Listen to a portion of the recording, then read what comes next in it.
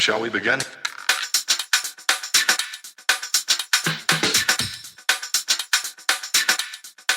Let's begin now.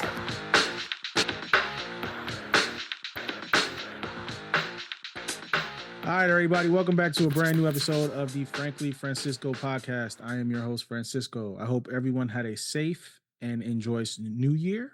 I hope you folks enjoyed the first episode of the year that I put out about 2 weeks ago. It is my travel week this week, the week of the 22nd. In a few days, I will be driving down to Orlando for the 10th annual Podfest. Super excited. This is something that I've been looking to do. This is my first time venturing out to one of these podcast conventions. I hear about them all the time. You know, you get mixed reviews on how these things run. Sometimes they're overpriced. Sometimes they're not worth the trouble of going. But I need to step out. I need to expand myself and, collaborate with some more artists, get in front of people that are able to guide me in the right direction to monetize my podcast and to expand my audience and grow my audience. I have a set followers already, but I need to expand that. I want to, get it out there in different countries as well. I have listeners in different countries, but I want to expand that. That's the goal for everybody.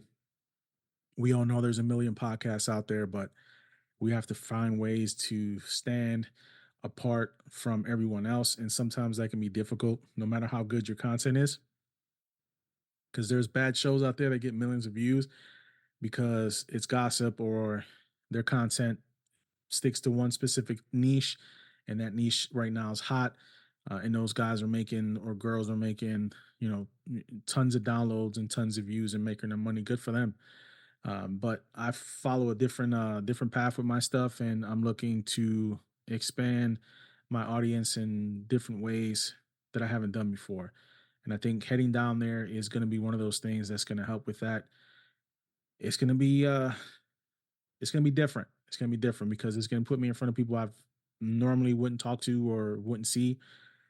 Thousands of podcasters are going to be down there from every single genre you can think of.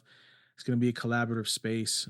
Me and JR from West Virginia on Commonplace will be doing some collaboration, live streaming, some joint content together. You'll have me doing my own thing on the side as well, doing some lives while I'm down there, showing them around, looking at, interviewing some people in the hallways that are there, just, some content, some live content while I'm down there. It'd be my first time really going live, but it's one of those things that need to happen, so I can get the feel of being live, and seeing if people tune in and going from that point. You can't expand if you're afraid to do certain things. Before I didn't want to talk about religion on the podcast, and I started talking about religion. Same thing with government and all that stuff. But you can't be an open platform if you're afraid to broach subjects that some people are shy about doing. Now, as far as contents goes, I already told you folks before, there's going to be plenty of episodes coming up. Format stays the same. But this time I will be changing some things up. Instead of doing always interviews every 2 weeks, it's going to rotate. So this week right now, it's just going to be me. Next podcast in 2 weeks is going to be an interview. Then after that, it's going to be me, and so on and so on. So we have a good rotation of shows. That way we're just not stuck on interviewing, and I can bring up subjects that I'm passionate about and I want to talk about. Some of you is going to tune in, some of you are not. It's understandable. Everybody has their own preference on what they like to hear and what they don't. My goal is to try and pique everybody's interest. You have to, because if you can't pique people's interest, then you need to get out the game, because it's not for you. Um, man, podcasters are still beefing with each other. It's amazing how in this day and age, I've been doing this since 2021, and people are still beefing with each other, man, over the silliest things. Like, people get mad. You're in the same space. Everybody's doing the same thing. We can't keep stepping on each other's toes. Can't keep being cutthroat. We don't support each other. We're supposed to be a supportive community, but just like everything else, when you're in the same space and doing the same thing, sometimes it doesn't work out the way you think it's going to work out. Some people just cannot stand that someone else is doing what they're doing and it might be better than them. And that's not good. We should all lift each other up and support each other in this business. But that's not how it typically works. But for me, it's a big deal. Me traveling down there. It's going to be for a couple days. I'm kind of nervous about it because I haven't been away from my wife and my kids that long. Besides when my mom passed, and that was tough enough. This is a little different. This is business. This trip, there's no me going to lay up in the sun, no sunbathing by the pool, none of that stuff. This is straight business. Is long days too. The registration opens up 7 o'clock in the morning and it goes till 9:30 at night. And I will be there every step of the way. You have to. I'm taking this very seriously because this is a passion. Everybody should have something that they love to do, and this is mine, and I will continue to do it. I got some shirts that I'm printing out as well. Got my hats. I lost my previous hat and I had to get a new one made. I got shirt made as well for the convention down there. Hopefully, if people like it. I'll start doing some merch. Who knows? If it looks good and people say where can they get it from, I will start putting some shirts out and some merchant out for the podcast and let it go. Got some QR code cards printed up. I'm gonna go all out down there and see what I can do, what the necessary steps is to build my SEO and my COI. People don't realize the centers of influence is a big deal.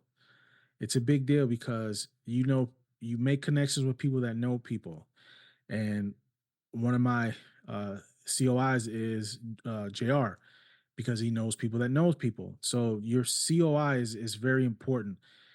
Center of influence is very important for people. You have to know someone. You have to have somebody in your corner that's willing to go an extra mile for you and put you in the right position and connect you with the correct people. But you have to be true to yourself and what you're doing, and it pays off. Patience is everything. In this business, everybody wants microwave and get everything done fast, and sometimes you got to crawl. Sometimes you got to dig through all the crap to get out on the other side. And sometimes some people get on right away. Depends on what the content is, depends what kind of money they have backing them. I don't have a studio. I don't have, the bright lights and the fancy set and everything else that some of these podcasters are afforded to be able to do and get themselves out there and pay for the advertising. And man, I'm happy for them. I really am because they have that kind of clout.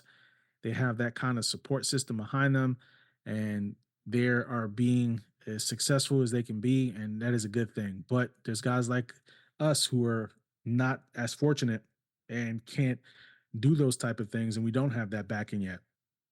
We have to grind constantly to get where we need to be, and you can't stop because if you do, then what was the point of you putting the years in, putting the work in, if you're just going to give up on it? I don't know. It's I feel like it's a new era, and I just have to change things up. Have to figure, I got to spend at least an hour and a half every day devoted to getting content out from this point on. I have to. I'm not putting out my output for content is not how it's supposed to be. Uh, I'm not putting out videos, 3 videos a day. I haven't done that. I know I can take 30 minutes to put out a 60-second video. I just haven't done it. It's because I didn't feel like it was necessary, but it is necessary to build my SEO. I have to get more content out there for people to say, "Hey, I know this. I want to see what this guy has to say." But it's not easy. Some people can spend hours doing that, but it's true. I can spend 30 minutes, 40 minutes just putting together small clips and small media content videos and just putting them out there. Not going to take much of 30 minutes is not going to take much of my day. It really isn't. It's just me having to select what content I want to put out there and the things that I want to talk about to get everything out. It's just they got these programs now where you can go in and you can put your content in and it'll break it down into like 15 pieces of media, and then it'll send it out to every media source that you have. But I don't trust it. I just don't, because you have like 50 different types that I see advertising for on Instagram. And I don't buy into a lot of that stuff. They bombard you with so much advertising. You don't know who to trust and you don't know who to go through. And everything has a price. There's nothing free, and it shouldn't be free, because if you're creating technology like that that's helping people expand their SEO, then I understand why they're charging the price. Some people can afford it, some people can't. I make do with what I have, which is all my free social media sites, free advertising, word of mouth is the best thing that I can do at this point. Looking towards the future, like I said, my set is going to be a little bit improved. I already have the idea as to what I want to have in my background. So it's just not the white wall and the curtain that's there. It's going to be, something that is going to match my personality and the, you know, what I like, signage and everything. It's just going to take a little bit of time. In the meantime, just keep doing what I'm doing, keep plugging away, hopefully getting people to listen more. Hopefully, the content that I get back when I get down to Florida, get down to Orlando for Podfest is going to help because I'm going to be talking with people I haven't talked before, talking with people from all over. I mean, this place brings people from all over the world, not just the United States. There's people that fly over from across everywhere to come to this specific event because it's one of the biggest events in the country. This year is going to be at the Wyndham down in Orlando. They, for some reason, they switched up a couple different hotels down there, but it seems to be in Florida all the time. So uh, just getting around is going to be pretty easy for me because my hotel is only about 12 minutes away from where the convention is going to be. So it's going to be pretty easy getting around. Necessary. It's just figuring out what I'm going to do, food situation and parking situation, because you know 4 days is a lot for anybody to be down there. And you don't know if I have to pay for parking yet. Uh, Food situation is going to be another one. DoorDash might be on speed dial for me every day while I'm down there because I don't want to leave. Because if you leave, then you know if the parking spot is going to be there when you get back. So I'm committed to this, getting down there and meeting and greeting people, shaking hands, taking pictures, posting on social media, getting myself out there, collaborating with other artists. It's going to be fun. It's going to be fun. It's going to be interesting, educational. Uh, just the speakers that they have there. They have the classes that are there. That's going to help with finding your way to success, to expanding yourself. It's all good lessons, and I recommend at least once for most podcasters who enjoy doing this and want to learn and want to do more to go down there at least once. One time should be good enough for some folks, unless you go down there and you're a speaker. Then you would go down there again, obviously, because you're speaking to the crowd. That means you've made yourself pretty successful in this business. But at least one time, just to get the experience. If there's localized ones here in the Carolinas, I would go as well. Be a lot easier to do that because if it's in Charlotte, I'm right there.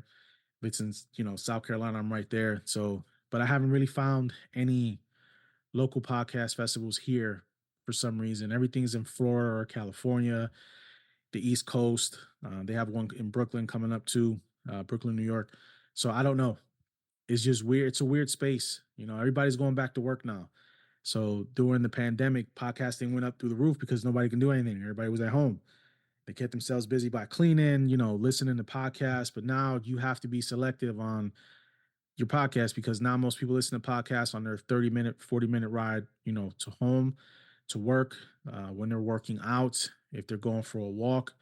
So out of the net, people are busy. They're back to work. Some people can't sit there and listen to a podcast all day long. The radio now has a dedicated channel to podcasting. It kind of blew me away when I was listening to it. I'm like, they're starting to treat podcast as real media. And when I say that it's just not a niche. It's not just somebody on camera. Like some of these podcasts have slots on this podcast station, and it's dedicated to these shows. So it's interesting to listen to because you listen to some of these shows and you're like, okay, that's good content. And then some of them are like, but like I said, it all depends on who you know in this business. All depends on who you know. Sometimes you just got to make the right connection to get you where you need to be. And everybody got to polish their stuff. No one's 100% on anything they do. If your stuff is polished to the point where it's near perfect, then it's a total production. There's no authenticity to it. There's no you being authentic within yourself while you're doing this stuff. If it's 100% polished, that means you have a production crew behind you. You have people there that's, making sure that you sound pitch perfect. It's not what podcasting is. Podcast is not supposed to be perfect. You're supposed to make mistakes. Sometimes you have to make the ums and the ahs when you're talking. Sometimes your brain has to think. And sometimes it takes a second for your brain to load. Shouldn't be perfect. You should be able to have fun. It should be informative. You should be able to tell stories. That's the whole point of podcasting. I said it before, podcasting is an art form. It's just like a DJ talking on the radio, VJ, you have all kinds of um, sectors of everything in entertainment. You have to enjoy what you do. And we have to continue to grow and figure out what's going to be the best way for us to grow the show. And that's the ultimate goal here. So, a couple days, taking that drive. Hopefully, it'll be pretty quick because I don't have the family in the car. So, I probably only got to stop like once because Florida is the same distance as Ohio, where I used to live. So, it's only going to take me about 7.5, 8 hours to get down there and, off and running. So, I'm probably going to be tired on the way back. I'm probably going to be exhausted after, a long day there and meeting people and trying to recap everything and trying to put out as much media as I can when I'm down there. I'm, but we all know that the podcast market is oversaturated. It is what it is. The space is oversaturated. You have a lot of podcasters, and every country has podcasters left and right, different languages. But it's a good space for people. It's a good space for people to express themselves, for them to put out their content they feel they want to put out. Whether somebody's listening or not, there's always a listener for somebody. There's always somebody out there that's willing to listen to your content. Whether they judge it or don't judge it, it's it is what it is. You just have to put your best foot forward and put the best content out that you can, and hopefully things will come together. But I think it's an important step for me. That's an important step for the podcast. Like I said, 3 years. Been doing this for 3 years officially, and I really haven't invested in myself like I should with the podcast. I have to update my equipment. I have a new camera that I have to buy. I might have to update my mic, even though I love my mic. There's, better quality mics out there. There's definitely better quarterly cameras out there, just to make things a little bit crisper when I'm talking to my interviewees, and trying to put stuff out there for you guys. So, but anyway, big week. I will recap everything for you guys when I get back. I'll probably have some video clips added into this when I'm editing from the show down there, and hopefully you guys will enjoy it. Hopefully people learn from it, the ins and outs and what to do and not to do. Like I said, sometimes you have to take that leap. You have to take a chance on yourself. You have to take a chance to build yourself up. You have to take a chance to make your product what you want it to be, but you have to take those steps. No one's going to do it for you. You have to get yourself up and get moving. And I'm learning that, in more ways than one, in my personal life and in my work life and in my side hustle life, which is the podcast. I got to get up and get moving. You got to put that effort in. It's not going to fall in your lap. And even if it does, sometimes it goes away just as fast as it came to you. So you just know what you have to do to get where you need to go. So, folks, no matter what anybody tells you, if you found your purpose, live it. I will see you folks when I get back from Florida. Have a good one.